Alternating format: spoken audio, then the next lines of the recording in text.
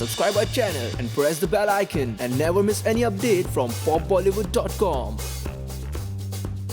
Hello friends, आज हमारे साथ में है राहुल वैद्य के जिम ट्रेनर सोनू। आइए इनसे ही जानते हैं कि राहुल वैद्य जो कि बिग बॉस के घर में इस वक्त बहुत ज़्यादा चर्चित में है, उनका असली नेचर क्या है। सबसे पहले तो Sonu, welcome to pop Bollywood. मैं जानना चाहूँगी राहुल जिस तरीके से घर में बिहेव कर रहे हैं, जिस तरीके से उनका नेचर उभर कर आ रहा है, क्या वो रियल लाइफ में भी वैसे ही है? जी, राहुल एक्चुअली बहुत नेचुरल खेल रहे हैं। जैसे वो नॉर्मल ज़िंदगी में हैं वैसे ही वो बिग बॉस में भी खेल रहे हैं।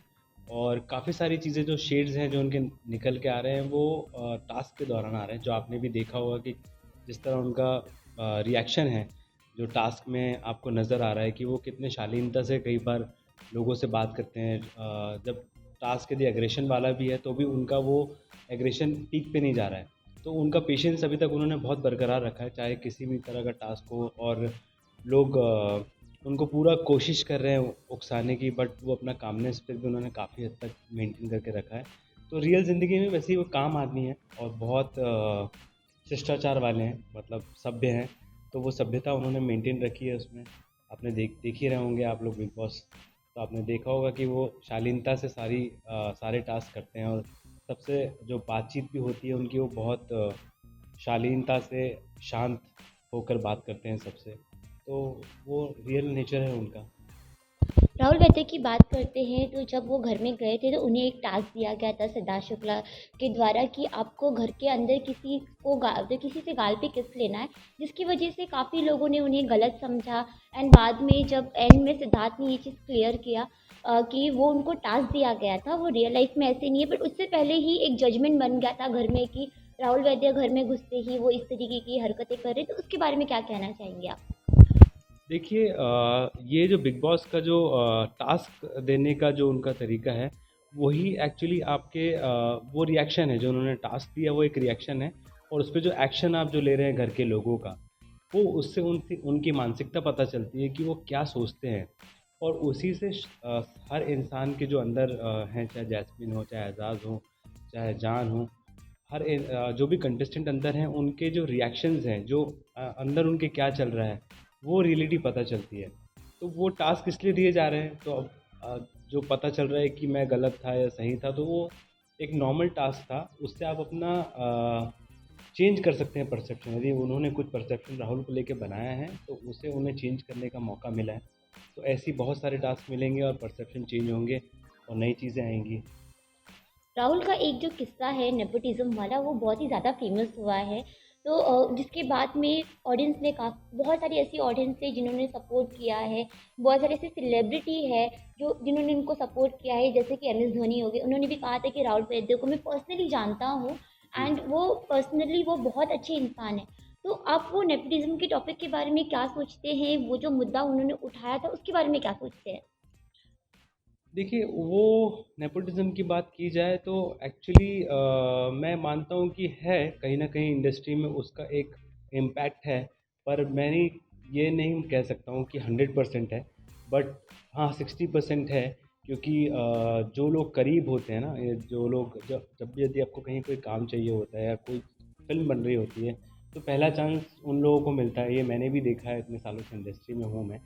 और या तो आप एक्स्ट्रा ऑर्डिनरी टैलेंटेड यदि हो, जैसे आपने देखा होगा कुछ सालों में अक्षय कुमार हैं, या जो लोग इंडस्ट्री के नहीं हैं, बहुत कम लोगों ने सफलता हासिल की है। तो कहीं न कहीं उसका इम्पैक्ट है। बट मैं उस चीज़ को उतना नहीं लेता हूँ, क्योंकि यदि आपके अंदर टैलेंट है, तो आप यदि वहाँ तक पहुँच भी गए तो वो आपको उसका कुछ फ़ायदा नहीं होगा, यदि टैलेंट नहीं है तो। हाँ, आपको लोग जानने लगेंगे, इतना ही हो पाएगा, पर आप शिखर पर नहीं पहुँच सकते। तो ठीक है, दैट्स ओके, पार्ट ऑफ तो लाइफ। तो राहुल वैद्य ने जो ये मुद्दा बिग बॉस के घर में उठाया था, वो सही था या गलत था आपके हिसाब से? नहीं, सही है। एक्चुअली देखा जाए तो मैं राहुल से सहमत हूँ कि क्योंकि उन्होंने जिस पॉइंट ऑफ व्यू पे वो बात की है कि जान को लोग नहीं जानते हैं। मैं खुद भी नहीं जानता हूँ। और मतलब मेरे ख्याल से 100 सवा 100 करोड़ की जनसंख्या में मेरे ख्याल से 10,000 लोग भी नहीं जानते होंगे, मेरा ये मानना है। तो वो उनको सिर्फ जो मौका मिला है वो उनके फादर के नाम की वजह से मिला है। उनका पर्सनल उसमें कोई इनपुट नहीं कि उन्होंने कुछ ऐसा बाहर किया है कि लोग उन्हें जाने या वहाँ बुलाएं। चाहे वो कुछ गलत बात हो, चाहे सही बात हो, चाहे कंट्रोवर्शियल हो, चाहे अच्छी बात हो, चाहे सोशल कुछ है, ऐसा कुछ भी उनका कुछ बैकग्राउंड नहीं है। तो उसमें सिर्फ एक ही चीज़ है कि वो कुमार शानू जी के बेटे हैं, इसलिए उन्हें मौका दिया गया है, मुझे लगता है। तो ठीक है, राहुल का सोचना भी बिल्कुल सही सोचा उन्होंने कि ये सही है, नेपोटिज्म हो रहा मतलब कि इस कारण से उसको मौका मिला है। घर में बात करते हैं राहुल वैद्य और जैस्मीन की। तो अभी हाल ही में देखा था एक टास्क में जैस्मीन ने ना चाहते हुए भी उन्होंने गलत समझा राहुल वैद्य को। कहा कि उन्होंने इंटेंशनली मुझे हर्ट करने की कोशिश किया था टास्क में, बल्कि सलमान खान ने भी चीज़ क्लियर किया। तो आपको जो जैस्मीन का रिएक्शन था टुवर्ड्स राहुल, वो कितना सही लगा और कितना गलत लगा? देखिए वो रिएक्शन जो है, अब जैस्मिन ये तो राहुल ने क्लियर कर दिया और हम लोगों ने भी उस चीज़ को मतलब पुष्टि की है कि जैस्मिन जो है बहुत अच्छी एक्ट्रेस है। और तो उन्होंने पूरी अपनी एक्टिंग की, उन्होंने सारी चीज़ें की, लेकिन एक्टिंग चली नहीं वहाँ पे, मतलब चली नहीं इन द सेंस कि she is a good actress. But जो उन्होंने वहाँ रिएक्शन दिया उनके बैक खींचने पर, वो उसमें एक्टिंग थोड़ी सी ज़्यादा लग रही थी, इसलिए लोगों ने उनको पकड़ लिया कि नहीं, ये दिस इज़ नॉट रियल। तो उसका खामियाजा उन्हें ही भुगतना पड़ा उस चीज़ से, और उनकी आलोचना हुई इस बात पे। जैस्मिन को भी मैं जिम कराता हूँ, जैस्मिन भी मेरे पास ट्रेनिंग करती है। हाँ, तो मतलब इस Jasmin, don't be angry on it, हाँ प्लीज़। ओके।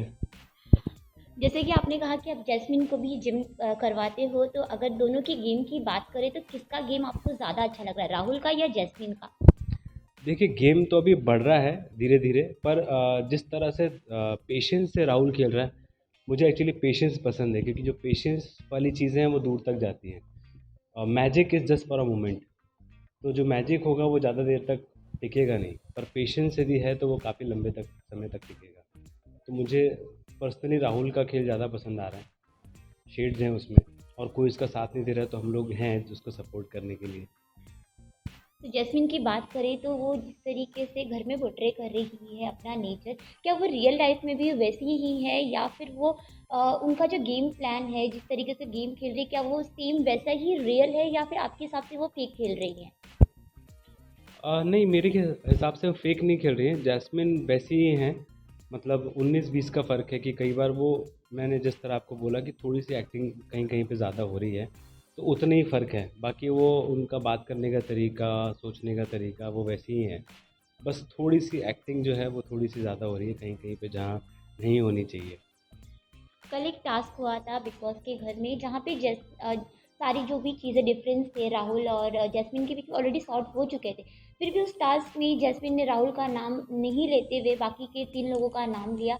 उन्होंने कहा कि राहुल को रेड ज़ोन में ही रहना चाहिए, जबकि राहुल ने दोस्ती का हाथ भी बढ़ाया था, उन्होंने भी दोस्ती का हाथ बढ़ाया था। तो उसके बारे में क्या कहना चाहेंगे?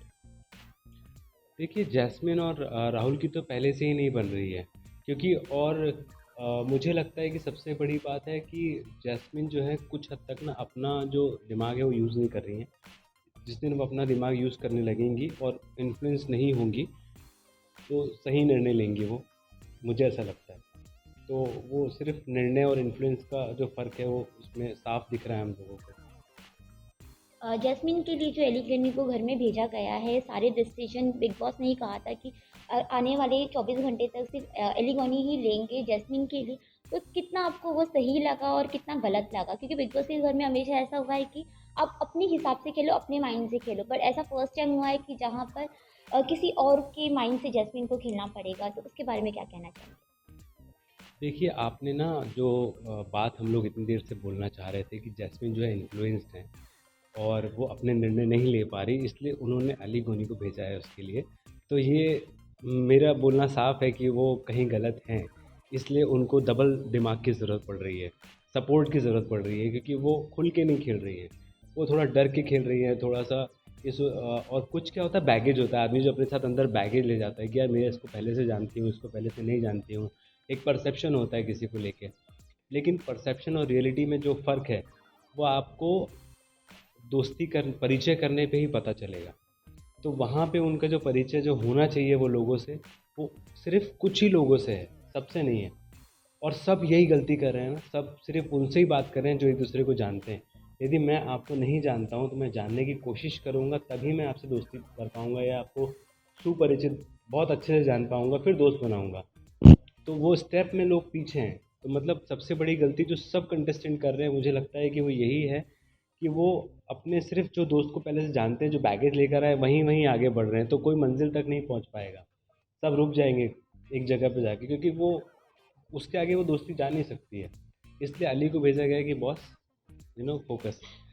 हाँ। कल ये चीज़ ट्विटर पे बहुत ज़्यादा ट्रोल हो रही थी कि राहुल वैद्य एक ऐसे व्यक्ति है घर में जो सबसे अच्छा टास्क प्ले करते हैं, पर उन्हें जब से रेड जोन में जानबूझ के डाल दिया गया है ताकि वो जो अपनी गेम है, क्योंकि कल भी उन्हें टास्क खेलने का मौका नहीं दिया गया, तो कहीं ना कहीं बिग बॉस खेल रहे हैं, राहुल वैद्य को वो मौका नहीं दे रहे हैं टास्क करने के लिए। तो वेल उस पर आपका क्या थॉट है?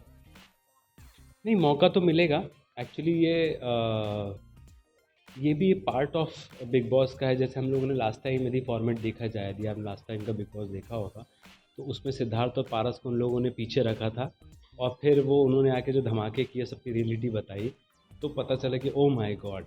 तो अंदर वालों के लिए वो ये जो चीज़ है, हो सकता है कि कुछ ऐसा टास्क हो जिससे लोगों की आंख और खुल जाए। तो ये आप ये मत समझिए कि उसको टास्क करने नहीं मिल रहा है, उसको कुछ बड़ा टास्क करने के लिए मिलेगा, मुझे ऐसा लगता है वो फॉर्मेट के हिसाब से, क्योंकि फॉर्मेट चेंज होता है और किसी के साथ बायस वो होते नहीं हैं बिग बॉस, जितना मैं जानता हूँ। तो मौका सबको मिलता है, तो नंबर सबका आएगा, है ना। अच्छा, अगर हम जैस्मिन और राहुल की बात साइड में रखते तो आपको ऐसा कौन सा सदस्य है जिसका गेम प्ले ज़्यादा अच्छा लग रहा है? नहीं, सब अपने अपने हिसाब से खेल रहे हैं, ऐसा कुछ कम ज़्यादा मुझे कुछ जैसे लाइकिंग लास्ट ईयर यदि मैं कंपेयर, क्योंकि कंपैरिजन की बात आ गई ना, तो लास्ट ईयर जो मैं कंपेयर करता करूँ यदि लास्ट ईयर से, तो सिद्धार्थ का बहुत अच्छा समझ, अकेले खेलते खेलते भी ना उन्होंने अपने एक रिश्ते बरकरार रखे थे लोगों से। उन्होंने किसी की तरह, यदि आपसे 10% है तो इनसे भी 10 है, किसी से 15 या 20 नहीं है। तो वो जो चीज़ें हैं यहाँ पे मिसिंग लगती है मुझे, इसलिए मेरा कोई फेवरेट नहीं नहीं है वहाँ पे अभी तक के। इवन मैं राहुल को भी ये बोलूँगा कि भाई थोड़ा सा कुछ we need to see you more, because Rahul ने अपने पूरे पत्ते भी खोले नहीं हैं।